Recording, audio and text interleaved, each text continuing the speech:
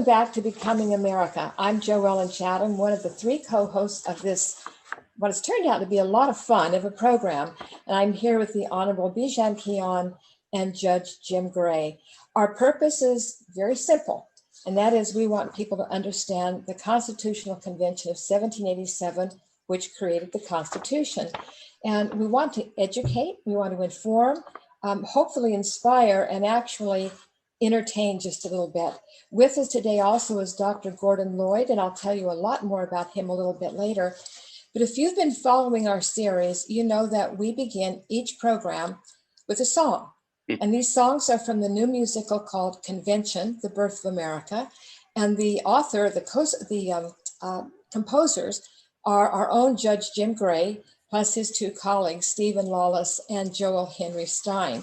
The song we're going to hear today is called Someone Has Got to Decide. Judge Gray, tell us a little bit about what that song is all about. Well, thanks, Joellen. It's just a privilege to be on this show with you and with Bijan, and thank you, Dr. Lloyd, for being with us. Like Joellen said, each one is prefaced by a song. This one is Someone Has to Decide. You know, it's hard. If you were with us on our 7th production, which was the frantic Ben Franklin's Wild Dream, our country is at stake, and we're trying to bring in the issues without being pedantic, without even being boring. But there are so many issues to go through, and so we do push them forward, but we don't dwell on them particularly. So yeah, eventually someone has to decide. When they began the Constitutional Convention, they were saying, you know, we could wait a year, but it wouldn't be any better then than it would be now. So eventually you just have to, as my mother, wonderful mother used to say, have to fish or cut bait. So let's figure out what it is and figure this out. So that's pretty much where we were. We're having a recap of, well, what about this? What about that? And we vote yes on these and no on those. And James Madison begins it off. In fact, these are the first lyrics in the song. We have convened these delegates in this hall to decide on our great nation's fate. So whether we rise or whether we fall, decisions must be made. We can't wait. And so eventually sport fans, you just got to make a decision. And then there is a vote within the song, and then they sing, what a triumph, what a store. And they did believe that. They did believe this was a triumph. They did believe that this was going to be historic for the rest of mankind. So with that, we'll see how well we did. Well, you'll be the judge of that, I suppose. And let's listen to Someone Has Got to Decide. Have convened these delegates in this hall to decide on our great nation's fate. So whether we rise or whether we fall, decisions must be made, we can't wait. Shall we have 3 branches of government, checks and balances to keep power controlled? Someone has got to decide. Should the president be limited in what he can do? For our freedom we that power withhold. Yes! So how can the small states come away with a voice? 2 senators for every state. And the House of Representatives based upon size. That's a compromise no one can hate. Yes! The Senate will likely be more corrupt, so it should have less power over spending.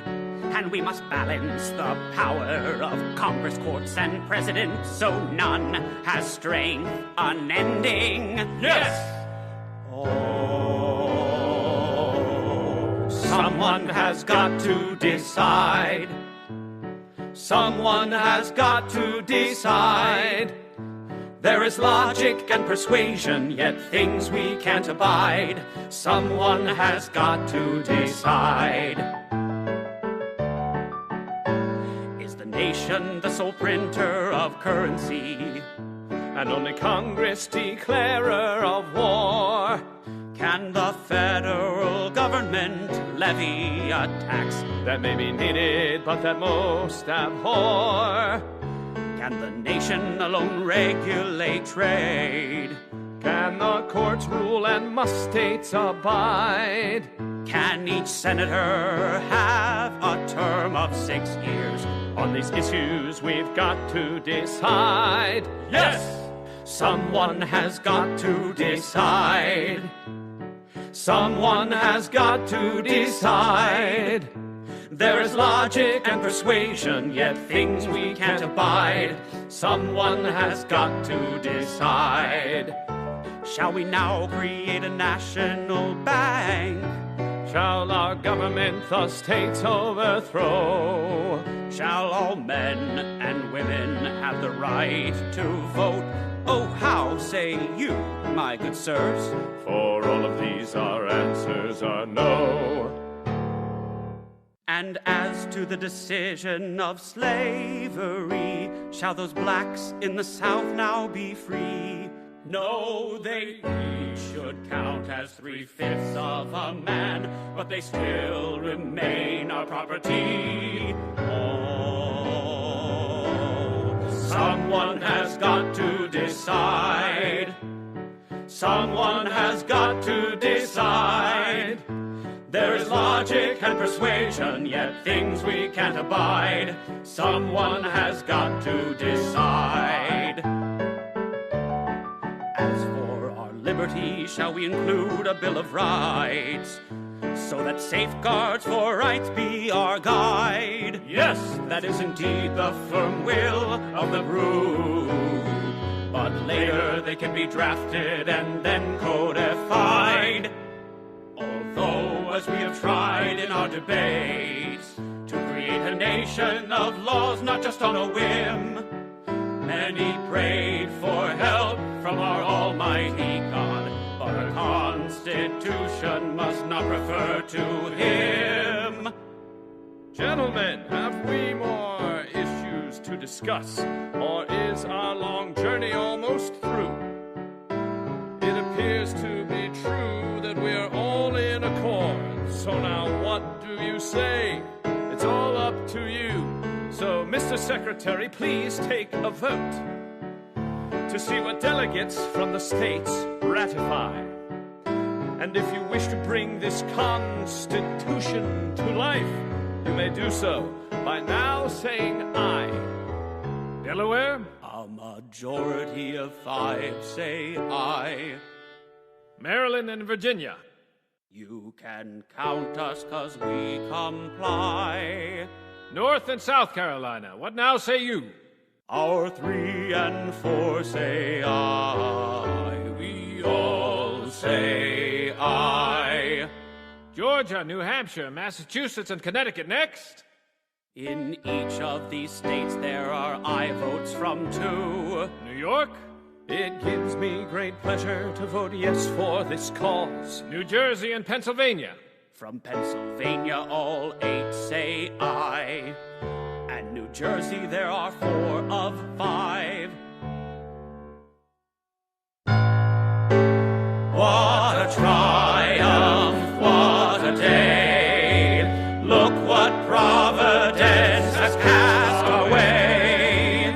What a hope that's now in store.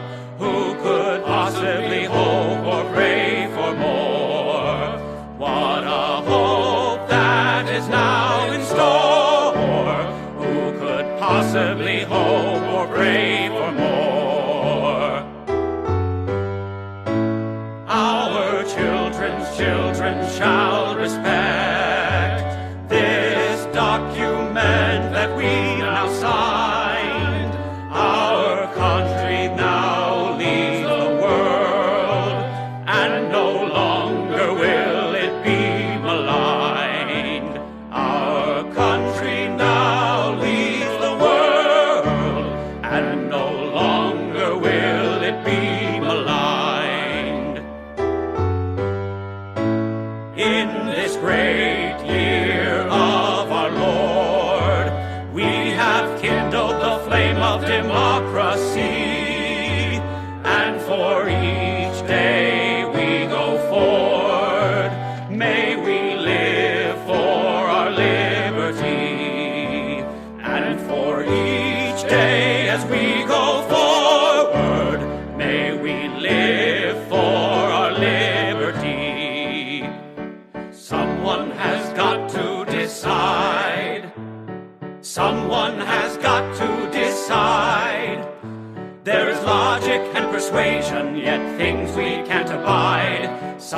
Someone has got to decide.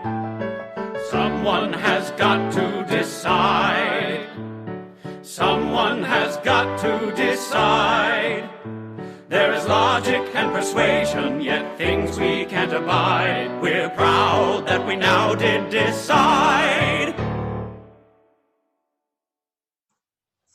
Jim, as always, that song's great. And you're right, someone has to decide.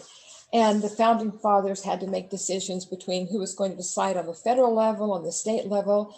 And of course, it all goes back to we the people. But to discuss this today, we have a very special guest, Dr. Gordon Lloyd. He's the Catherine and Robert Doxson Professor Emeritus at the School of Public Policy at Pepperdine University. And if I read his entire bio, we wouldn't be able to finish this program. So we'll just shorten it by saying he's a senior fellow at the Ashbrook Center. He's got degrees in economics and political science from the University of Chicago, with his master's degree and PhD from the Claremont Graduate School. He's the author of 3 books on the founding of this country, in addition to numerous articles and editorials and reviews throughout his long career. He's also the creator of 4 websites on the Constitution and the founding, which you can find on the Ashbrook Center's website. He's received numerous teaching awards, including admission to Phi Beta Kappa, as well as teaching awards at Pepperdine. Dr. Lloyd, before we get into talking about who should decide or who has the power to decide, let me ask you this. I'd like you to tell us a little bit about the Ashbrook Center. I know their motto is they want to strengthen the capacities of the American people for constitutional self-government. Tell us a little bit about the Ashbrook Center. I think it has 3 component parts. One is to sort of offer an honors program at Ashland University. So it's based at Ashland University, and it attracts some of the really serious scholarly students. So one is to keep that line open at Ashland University. The second is to provide courses. Before the pandemic, it was in person, either on site or teachers would go to, scholars would go to various places that where teachers are. And the point is to teach those who teach the young how to use original texts, because too much of teaching, including at the college level, is relying on some textbook. And so who decides what we get taught often depends upon what textbook is chosen. And so one way to get away from that and into another concept that someone has to decide is, why not provide students with original text and help teachers introduce a conversation? So who decides is the result of what Ronald Reagan would call informed patriotism. And at the third level is to produce books and websites, books of documents. And I've done 3, I've done 3 for them. Plus I put together the, what I could consider to be as close as definitive as possible to Madison's debates that capture, because Madison's debates have gone through various editions. So someone has to decide what it is that we're going to be reading.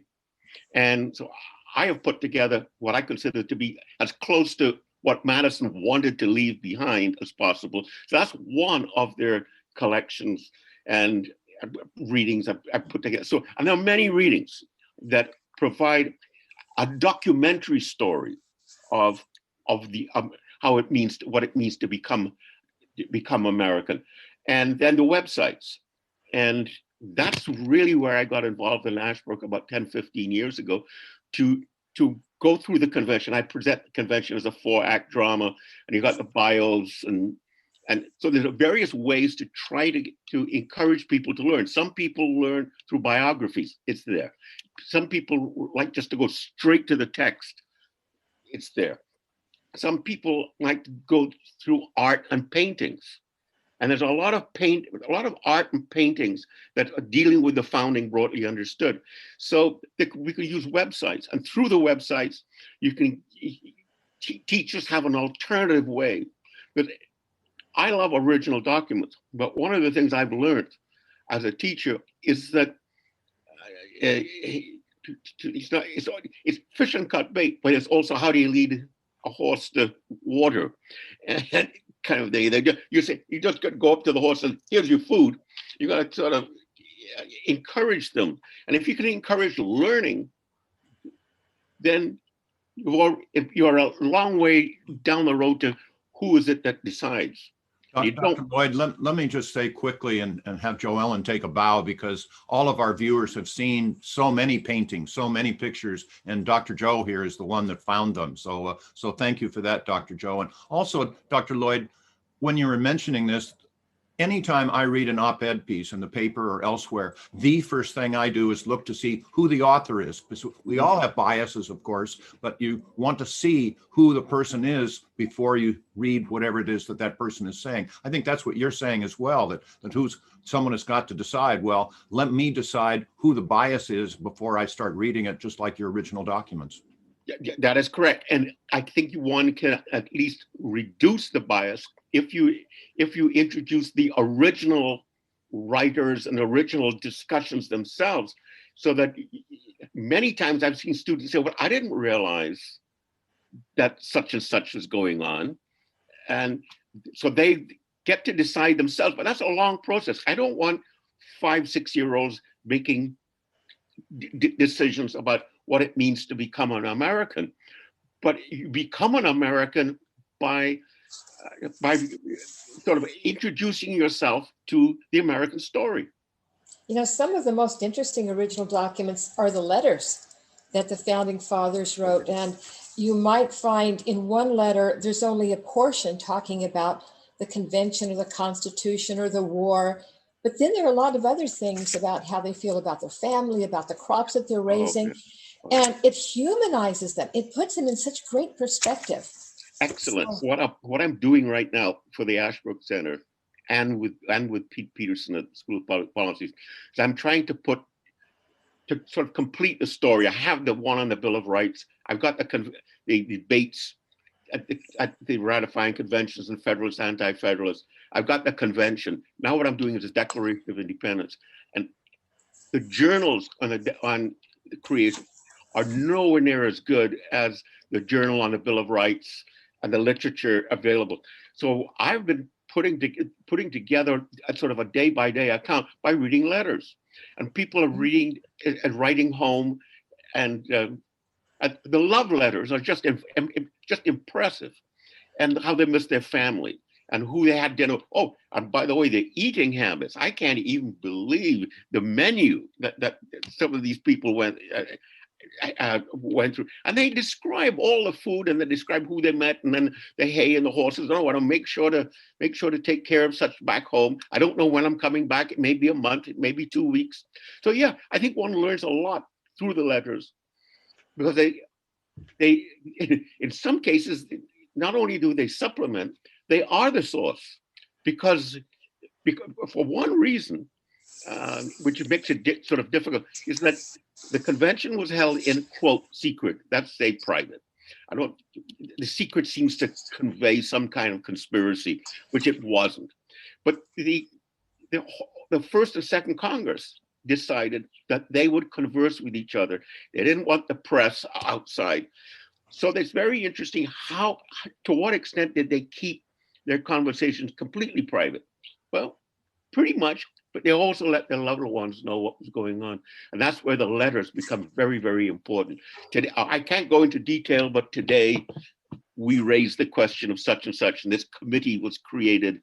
And they don't seem to be thinking that they're boring the people back home by outlining this. And then they ask, well, so how's your health? The health question was always, what's the weather like? And most of the diaries, although it starts off with hot or windy or fog, and then it usually ends with, I remain your most humble husband and friend and everything. So yeah, Letters are a very, very good source of learning about the humanizing, plus what is going on. And if you read the number of these letters, then you put them all together, you have a fairly good picture of what happened on September the 5th, without having the journal. But boy, if we could have just the journal as well. So that's why I like Madison's debates, because it is his personal story about what's there. And then you have all the letters and supplements, and then the interpretations through Christie painting and Faulkner, and then Trumbull. So yeah. Well, at the end of this series, each time we list some credits, and we will make sure we put your book on the convention, as well as the Ashbrook Center's website, so that people can look it up. And I think, thank you, Bijan, you look like you've got a question. I've got a question for Dr. Lloyd. Yes, we all take an interest in what really went on. What were the arguments about? And we read with great interest that the convention would have never ended with any clear conclusion had it not been for compromises. Yeah. And we read that these compromises were centered around how the states were preparing to give up some power in the interest of a federal government. yeah. And the exchanges ended up in making some compromises. I have a two-part question. Part one, it's dangerous. what were these compromises? What were these compromises? Yeah. And the second part of the question to me is, there's always a cost to a compromise. Sure. And from your perspective, what was the cost of well, maybe the greatest cost to the most important compromise that was made during the convention, Dr. Lloyd? Well, I think I try to look at the Constitutional Convention as a 4-act drama, and within there, in Act 1, there are proposals, and there's disagreement. So to move on to Act 2, you've got to come to some, so at least intermediate conclusion or compromise or agreement. And one of the things, and then Act 2, Act 3, Act 4, and that which is the final act. And on September the 17th, it's fascinating listening to the three of you talk, because on September the 17th, there's both despair and hope. Despair in the sense of, we could have done so much more. But there's hope. We couldn't have done it much better. And it's that kind of combination, which itself is a compromise in the soul. And I think Madison and the Federalist Papers tried to pose the issue of cost and benefit, in the sense of, we should measure the Constitution as a considerable improvement over the Articles of Confederation. So one test of that admits as a compromise, because maybe we could have had an even more perfect union if people had listened to me more. But there are many voices at the table. And despite all the critique about these are only privileged people, you got variety of views from a variety of states and a variety of backgrounds. And if you're going to follow the notion of discussion, consent, not force, this is not imposed by force, it's not imposed by some kind of foreign army. What you're doing is, for the first time in the history of the world, creating a union based on discussion and then consent. And if consent is important, not force, if consent is important, you're almost bound to compromise. Mm-hmm. And the problem, I think, with contemporary interpretations is that we look at the world in terms of saints and sinners. So therefore, if somehow if consent is important, I almost have to pay a cost or a price, because I'm not going to get everything that I want.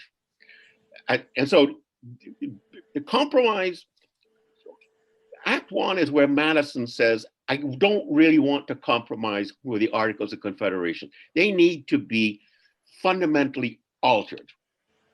So I have a plan, the Virginia plan. And if you look at the Virginia plan, There's very little room, if any, for the states, because for Madison at that time, the states are the problem. States being the problem because there's no way in which the Union can break and control the violence of faction. So each state is on its own, and that's not, we could make a more perfect union. So Madison's proposal is that, but he runs into trouble from Sherman very early on and said, well, wait a minute. We are used to small communities where we know each other. People are happier in small communities. And show me in the history of the world, Mr. Madison, where there's ever been a large unified territory without it becoming despotic. And Madison says there's always a first time. And so there's a huge discussion going on there. And Sherman isn't giving up. Sherman is one of the most underrated people. He signed the Declaration, signed the Articles, went to the convention, went to the ratifying convention, signed the Bill of Rights. If you want to follow that American story, follow Madison and Sherman and how they stand and then they compromise with each other. And so at the end of Act One, you got a compromise. And the compromise is the states are going to be in. They're not going to be completely out. So once that situation is settled in Act One and in Act Two, we turn to the question of powers. And it's the same. So you can say, was there a compromise? Yes. But the vote, funny, when I think of compromise, I think of consensus. But there wasn't a consensus. It was like a 5-4-1 vote. To me, that doesn't sound like a consensus. But the consensus was, we voted and we will agree on the outcome. And part of the compromise of giving authority to the federal government was that their powers would be listed. Everybody would know what they were. And so that the states would be protected. But then in Article 1, Section 8, the powers are listed. The federal government can coin money, make treaties, et cetera, et cetera. But then at the bottom, it says they can do all that is necessary and proper to do those things. Yes. And the anti-federalists said, woo, that language bothers us. Yeah. Who decides what's necessary and proper? And they thought that was an opening for the federal government to do more. Tell us a little bit about the necessary and proper clause. Well, I want to put necessary proper clause in terms of context.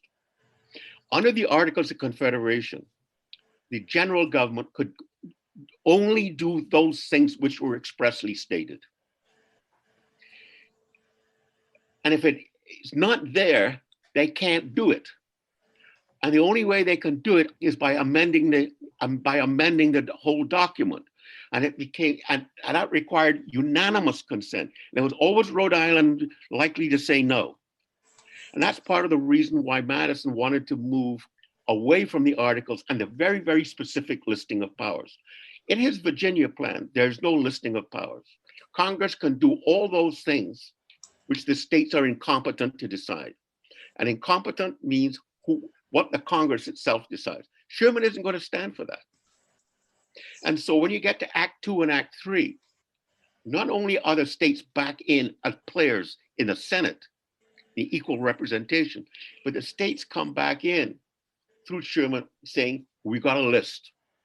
So the argument is you can only do those things which are absolutely necessary, Articles. Madison's wish list, which is the states, that the nation can do all those things which the states are incompetent. Then a compromise. And the compromise comes out in the Committee on Detailed Draft, which is Act 2, Act 3, in which it says that, so it's listing and not listing.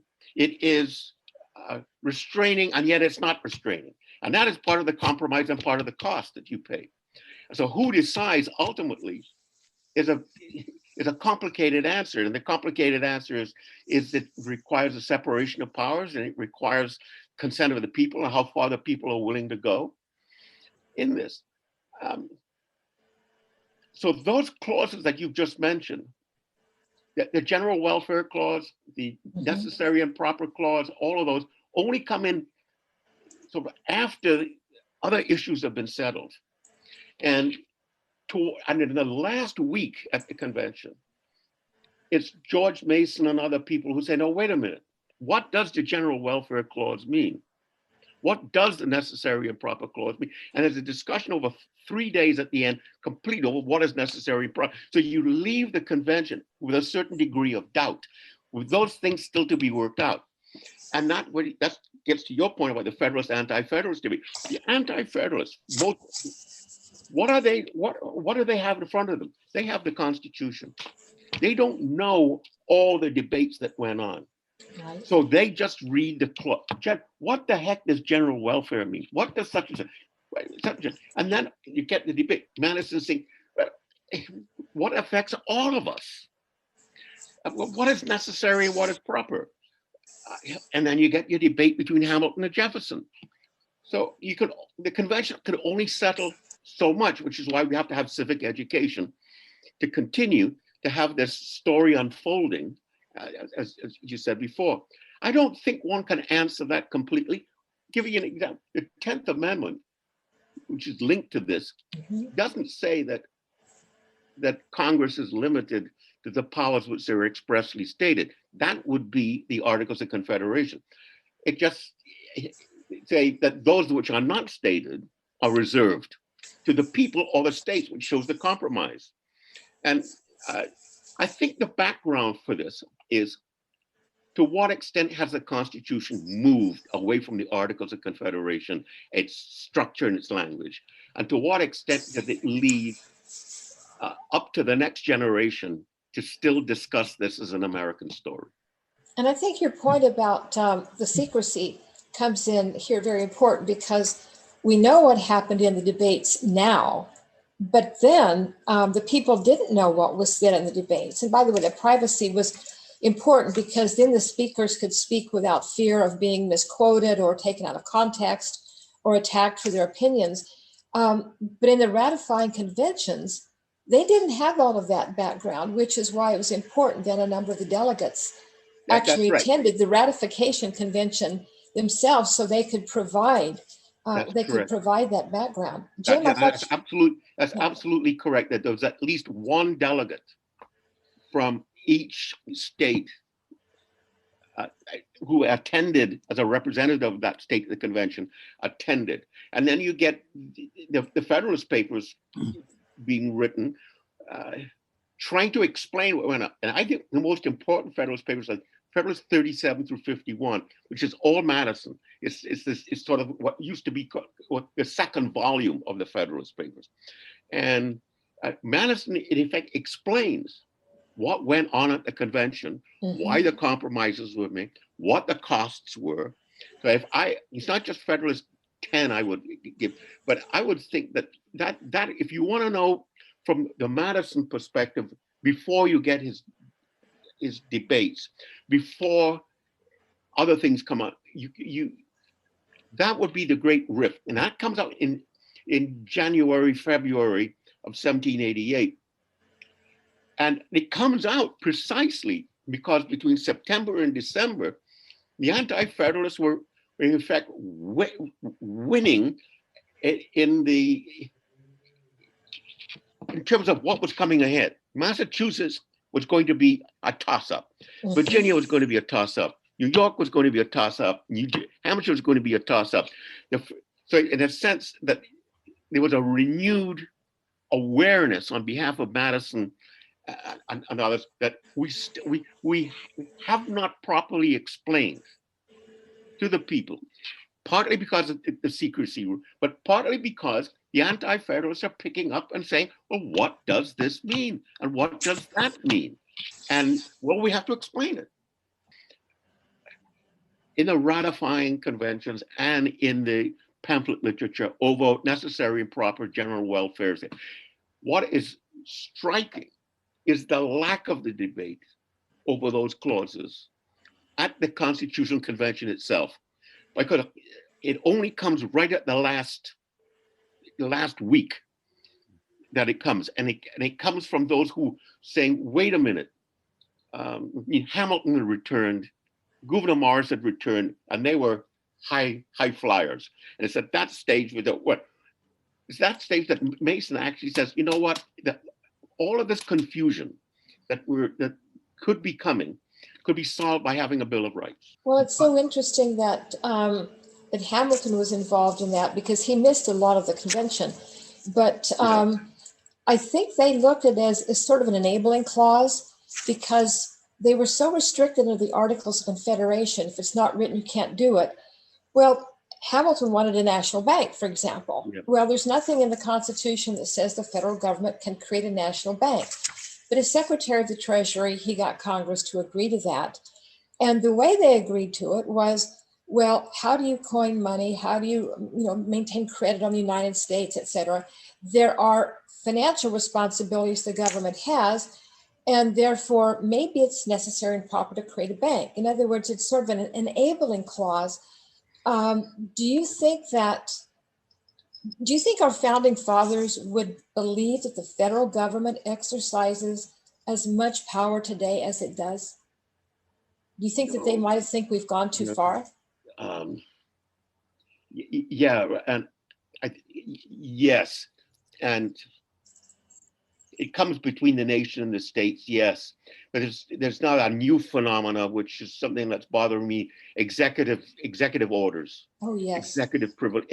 There is, if you want to talk about what's not specifically in the Constitution, executive orders aren't there, so that has become part of precedent in history and emergency. But there is no emergency powers, strictly speaking, in the Constitution, and so the necessary and proper clause may be an enabling clause. At least you can say, well, let's have a discussion about what is necessary. Let's have a discussion about what is proper. And you can say, well, it's not a brand new thing that you can make whatever you want out of, but rather, is it linked to commerce? Is it linked to coining money? So at least I have found another word in there that I can link it to. But executive orders, for example, is not in there.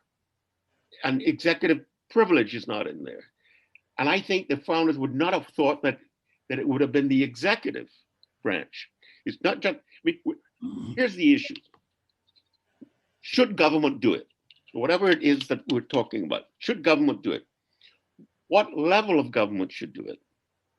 And then which branch of which level of government should do it? Those are multiple questions that I think the founders left by saying the federal government should be involved in the general welfare and common defense. By the way, that phrase, general welfare and common defense, was brought in as a restraint, not as a gift to do anything you want. Because the way in which the convention unfolded, you start off with Congress can do whatever it wants. And then gradually you say, well, let's so that Congress can only do those things which are for the general welfare and common defense. But now that the anti-federalists point out, well, you could drive a Mack truck through that. But that's not the intent. The intent was for, right? And I think the intent of necessary and proper was enabling. I don't think it was supposed to create a brand new set of powers. So, Dr. Lloyd, I have a question right here. You referred to Article 5, and most of the debates, most of the compromises were centered around this balance of what the states should have in terms of power and what they should give up to the federal government for the greater interest of the United States.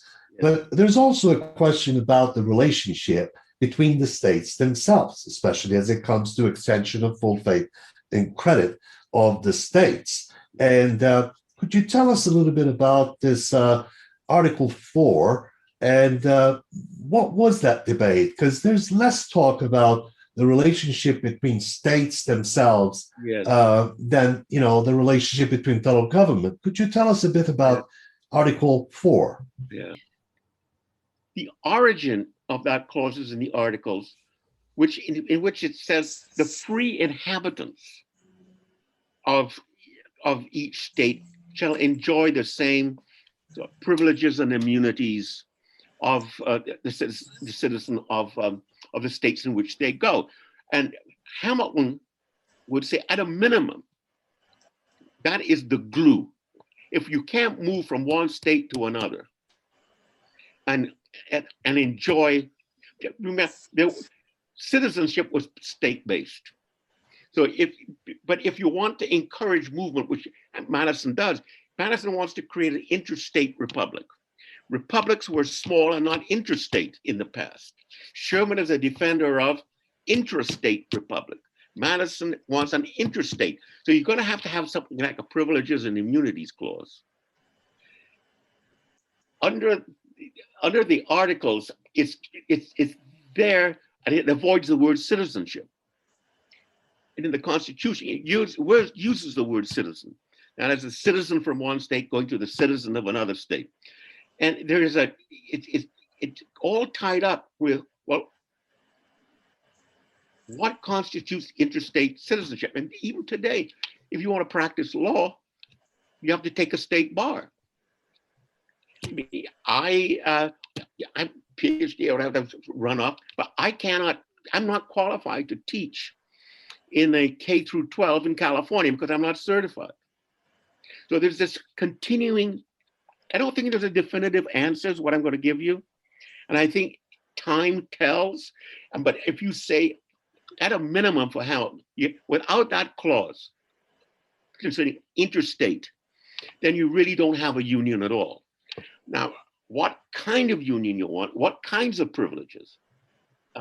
Marriage laws?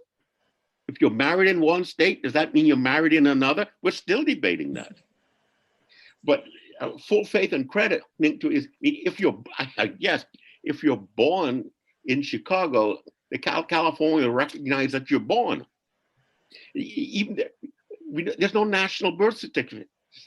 It's all state-based. There's no national driver's license. It's all state-based. And so what do I do if I have a California driver's license and I go to Illinois? Well, there's a certain comity which permits a lapse of time before you do that. So privileges and immunities, but not forever. This is obviously off the subject, but let me ask a follow-up question, which I will relate. What do you get, Dr. Lloyd, when you mix an elephant and a rhinoceros? And I can tie this together. What do you get when you mix an elephant and a rhinoceros? And the answer is elephino. And I think that was pretty much the case with the delegates. You know, I know that Bijan's looking at his watch, so let me ask the last question. We keep talking about these entities called the states that were former colonies. They declare independence, so all of a sudden they have to reorganize their own government, so they create state constitutions. There were 13 of them, but you've got Vermont is about ready to become a state, Maine, Kentucky's in the offing. Today we have 50, and the Constitution provides the process for accepting new states into the Union. Today, and it's happened before, there's a debate about whether or not Washington, D.C. should become a state. And it's not a simple yes or no. There are other constitutional provisions that may impact that decision. Dr. Lloyd, can you tell us, not whether it should become a state or not, but what constitutional provisions have to be considered in that? Well, one constitutional provision, which Sherman managed to get in there, is that even in, quote, the people's branch, not the state's branch, which is the House of Representatives, Sherman managed to get in there that each state, regardless of size, can have a minimum of one representative. And Madison sort of, all right, that's a compromise, that's a cost I have to pay to get popular representation in the House. So one constitutional price is that if DC becomes a state, you want to have one representative in the House. Congress, for the last pretty much 100 years, has limited the number of representatives in the House to 435. That's not in the Constitution, it's up to Congress to do. So if that is kept, then one other state is going to have to lose a representative. I mean, states lose representatives and gain representatives every 10 years anyway. But a special provision is going to have to be made to accommodate. The other provision is that each state shall have 2 representatives in the Senate. And there's a lot of talk. Hey, very interesting. those who are in favor of having Washington, D.C. represented are also against North Dakota and South Dakota having 4. Yeah, and so it's very interesting. Why should North Dakota have 2 and California only have 2? Look at the size of the population. But that misses the point that the Senate represents the states. Mm-hmm. And so DC will be entitled as a state to have 2 votes.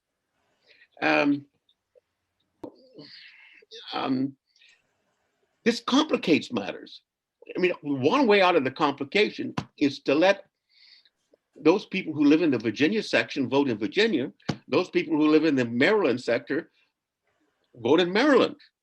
But that's a complicated issue, which is going to require, as all of you have said, it requires cost, but it'll be benefits, and it requires compromise on this. But what can't be compromised is if DC becomes a state, it gets 1 representative and it'll get 2 senators. Dr. Lloyd, I think we can all sit here, and I'm sure our audience can sit here and enjoy the amount of knowledge that you're sharing with us.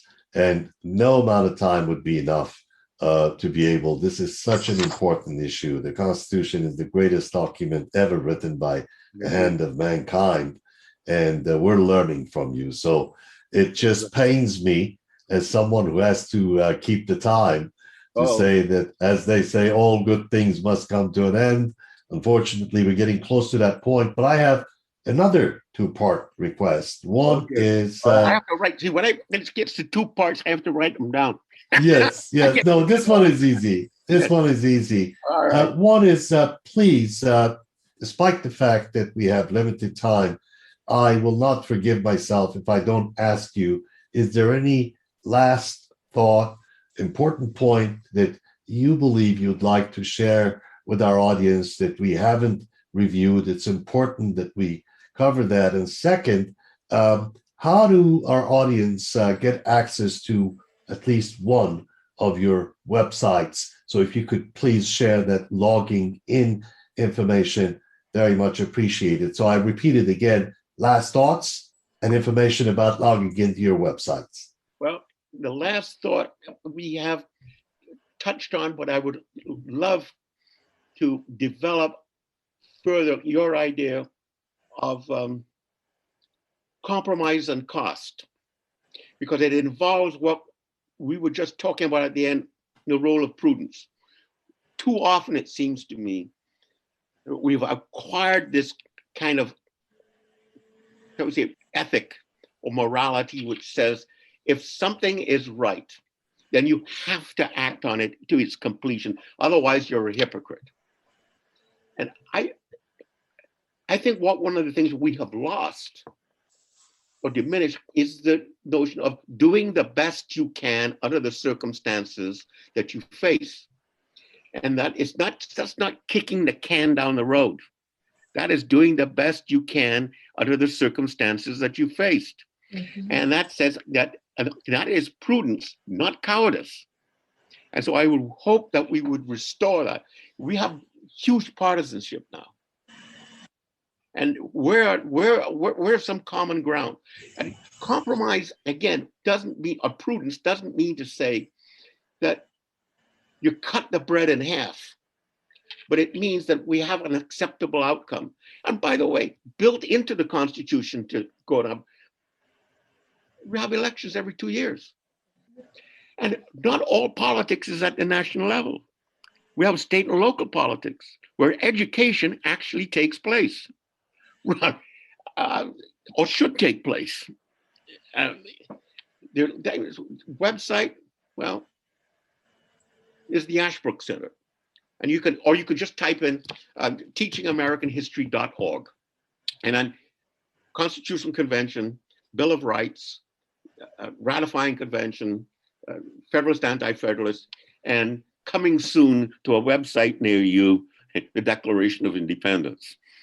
Or you could type in my name, Gordon Lloyd, and we'll do that. We make sure that at the end of this session, that particular information is recorded for our audience to access. Dr. Lloyd, I cannot thank you enough for the wonderful education you provided us, you provided our audiences, not just for being with us today, but for all you've done all these years to keep Americans informed about our Constitution, its history, and its meaning.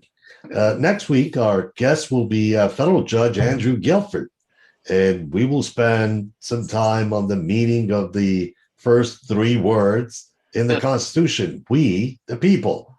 In the meantime, please, to our audience, please log on to Dr. Lloyd's website, and you can find it on the credits at the end of this broadcast. You can hear the song Someone Has Got to Decide by going to judgejimgray.com and read a day-by-day account of the convention by logging into the Concordia University Irvine Center for Public Policy.